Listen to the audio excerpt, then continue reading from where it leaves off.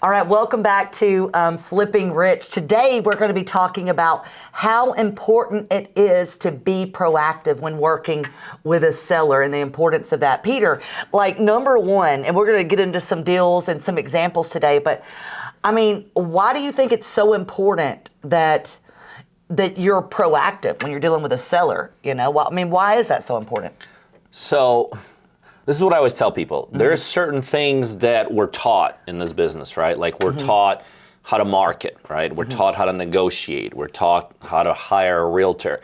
Certain things we're not taught, right? Like I know when I got started, like no one taught me, hey, Pete, there's like a philosophy behind this whole thing.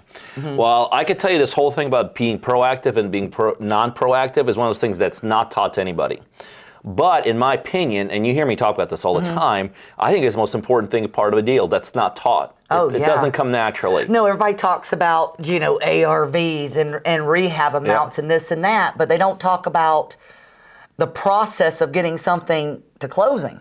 Well, you know, there's certain things in life that have inertia, right? Like if you go really fast in a car, the car will go for a while, right? You roll a ball down a hill, the ball will roll by itself. Real estate's not one of those. Real estate is not one of those things that has inertia, especially in the beginning. And I'll tell you, and we've seen this before. I mean, there's some deals that just die in a vine. They just die.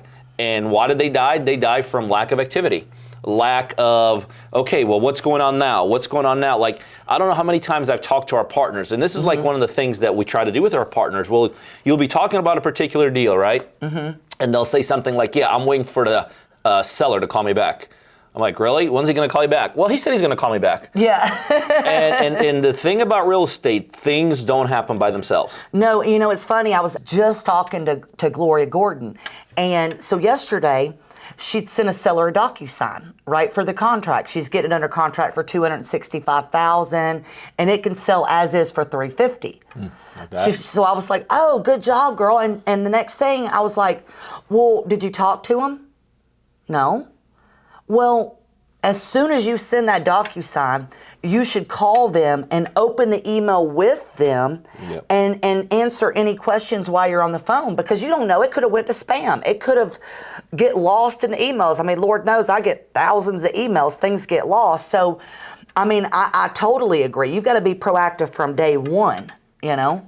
Well, you know, if you think about this, real estate's got a million moving pieces in it, right? And for a real estate deal to happen, a lot of things have to happen. Most of those things don't happen for themselves for a reason, by the way. Like this whole thing with the seller. Think about this. A seller doesn't understand a contract. Like before I got in real estate, like think about how many contracts did you sign before you got in real estate? You know, and every contract we signed before we got in real estate, we just signed, right? They just give it to you. You're at the car dealership or you're wherever. They just give it to you and you sign. But in real estate, all of a sudden, now you're gotten a contract, you're sitting there by yourself, you're in front of your laptop. I mean, you're trying, you know, you kind of sort of glance at it. So the thing about real estate is almost not, or like you need an inspection, right? Well, how in the world is an inspector going to know you're going to need an inspection, right? Or this happens all the time. A title order is made, right? And then you're working 20 other things in the business, right? You finally get the deal ready to close. You call the closing agent. You ready to close it? You're like, let me look for your file, right? You're like, look for your file. You should already know my file. Well, because they have 20,000 other files. And it's you know, one of the things that I know we do here at Partner Driven is that we pride ourselves in productivity, not only productivity, but being proactive about everything. And if you remember, I know you remember this, when we started with our closer, Mary, right? Right now, Mary closes for all our partners across the nation. Do you remember how you and I used to sit with her? Oh my God, and the blue folders on the wall. And we'd go every single day. We would go over every single file. Yeah. You know what I mean? And as a matter of fact, now, look at this. Like, we have over 10 years of experience. Collectively, we have over 30 years of experience. Thousands of real estate deals. What do we do at 11 a.m. every morning? We still meet every day about every single deal. Every single deal. Like, if you think about it, like, if somebody doesn't need to meet, it's probably us, right? We got people in place, we got systems in place, we got employees, we have a lot of things that take place, but still, even at our level, every single day, we know that it's important enough to sit down and go over every single deal, because these deals do not move forward. Now, Here's the other thing. A lot of times people think, well, when you guys talk about being proactive, you're talking about like getting your deal to close, like with the seller side and stuff. But it's more than that, right? There's the buyer side, right? Oh, yeah. Guess what? You have to be proactive with the buyer. Because a lot of times people will think, oh, wow, I got the deal under contract. So that means their side is going to just do what they got to do and I don't have to worry about it. Totally wrong. No, because they may not have the money on time. They may not have got their inspections done. I mean, there's a numerous amount of things. Well, again, because a lot of times on the other side of the equation, you're also dealing with non-professionals, right? You're dealing with a buyer that maybe bought 2 homes his whole life.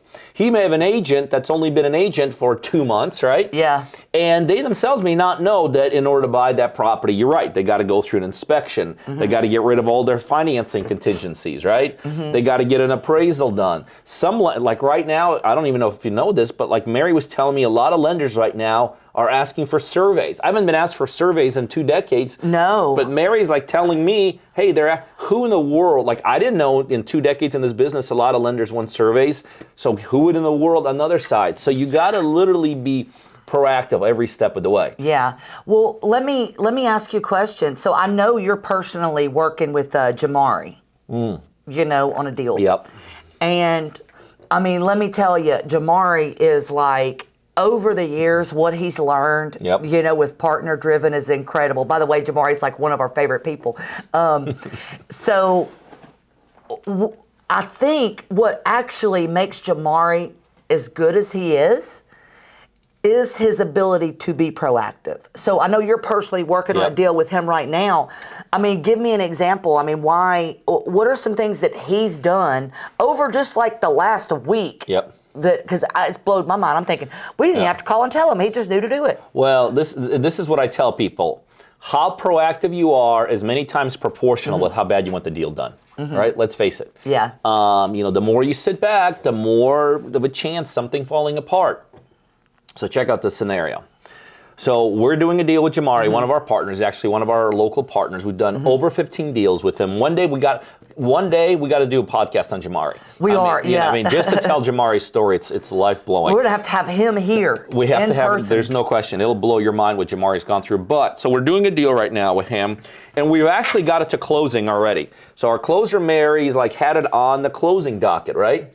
Because what happens when you buy property? Most of the time somebody's in there, he's got a tenant, you got a homeowner and all this. And the whole time you kind of make some assumptions that like if you're selling a house, like you got somewhere to go, right? That is but this is why being proactive is so important.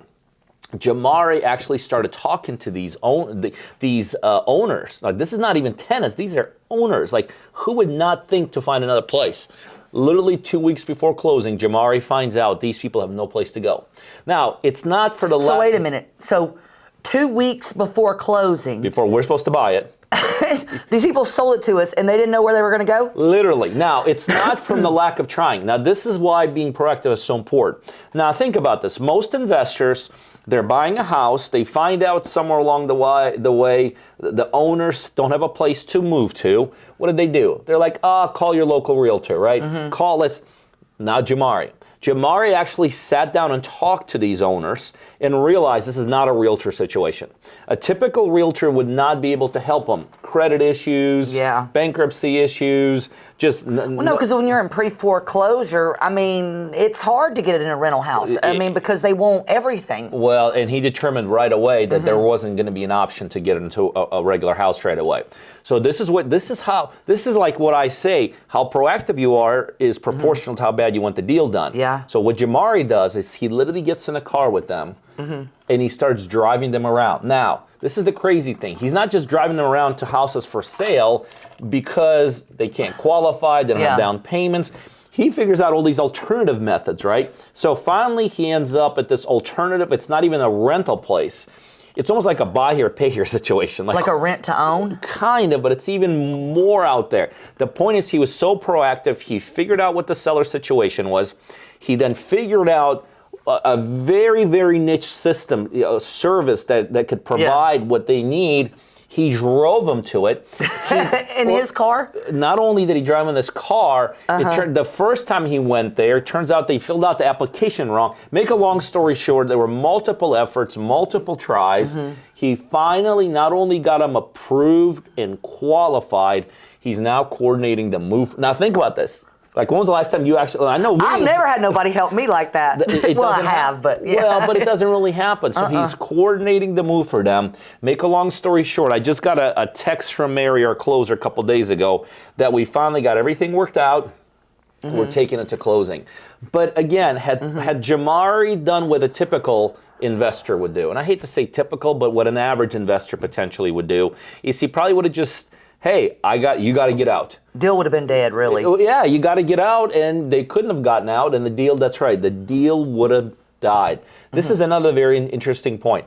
People always ask me, well, why do deals die? And there's various reasons why deals die, but the reality is very few deals have to die. Very few. People say, well, deals die because of bad title. No, I can't remember the last time we lost a deal because of title. No, because that one we did in Houston had 16 liens. 16 liens. Yeah. So we have proven, again, we have to get proactive on that. So deals, the bottom line is, just like deals don't die because of bad titles, if you're willing to be proactive on solving that, deals don't die for almost any other reason other than lack of activity, lack of being proactive. This was a deal that could have died very well. A lot of people would have backed away. A lot of people would have said, you know what? We can't make this work. The owners aren't moving. What are you going to do? Sue somebody in pre-foreclosure? You're not going to do. Yeah, what are you going to get? You can't. You can't get anything. Blood from a turnip. Can't do that. So a lot of people would have literally walked away. The ability and understanding of being proactive and knowing when to be proactive is absolutely critical in this business. Absolutely critical. Absolutely. And while we're on this subject, I mean, he's got 2 deals closing next week, and I believe we stopped the foreclosure the day of the auction or the day before the auction, and I'm pretty sure that takes somebody being very, very proactive, because that's not an easy task. So, I mean, and I want to line this out for you. Like, someone's in pre-foreclosure. They're going to be set up to go to an auction, right? Was it the day before or day of the auction? He stopped at the day of. But go ahead and finish your story, because I got a funny story on this deal too. Yeah, so, essentially, instead of them losing their home back to the bank, ruining their credit, not getting any money out of the deal, they were literally going to lose that house that day. And he was able to get the auction stopped. So tell us about that one. Well, this is extreme, but sometimes you have to be extreme to be proactive. Day before the house is going to auction. And when it goes to auction, that's it. It's over. It's too late. The day before, he literally calls me. This is just how bold he is.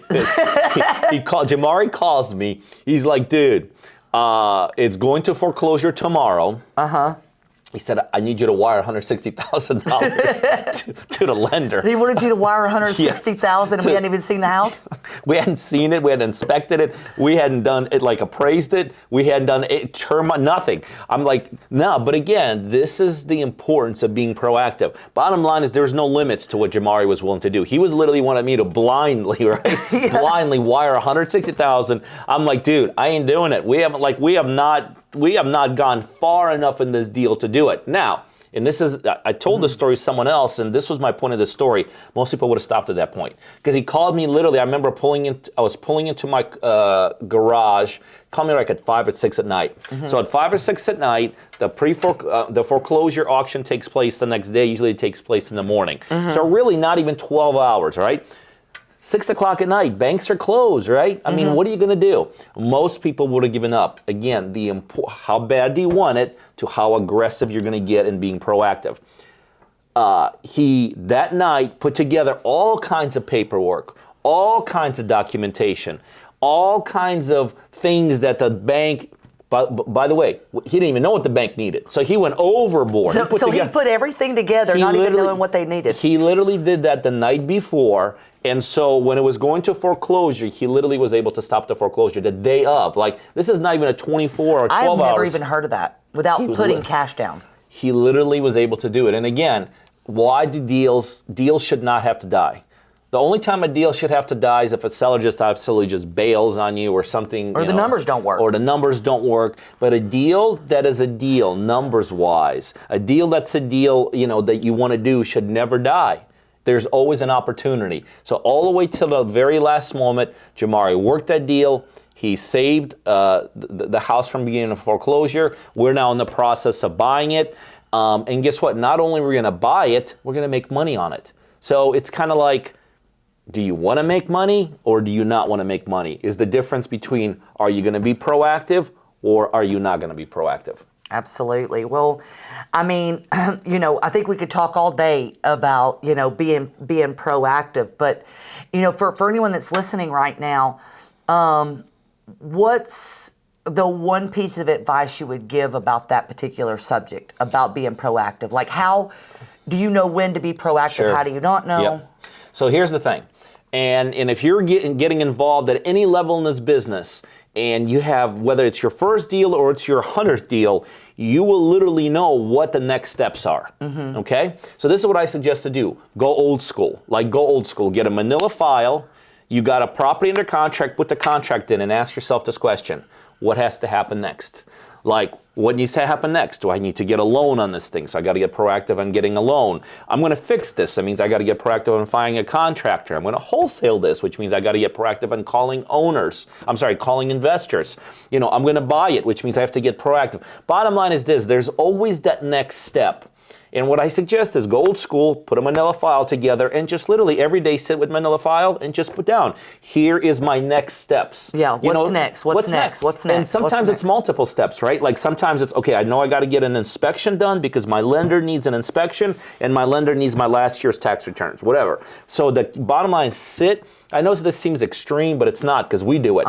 Every day, sit with that file, look at your notes, and figure out what the next step is. And here's the key to this whole thing.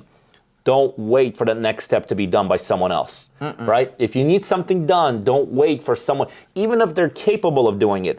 Don't wait. If nothing else, trust but verify, right? Well, yeah, check up on it and make sure they did it. Check up on it constantly. I mean, absolutely. Well, I love this discussion today, and we appreciate you guys being here for Flipping Rich.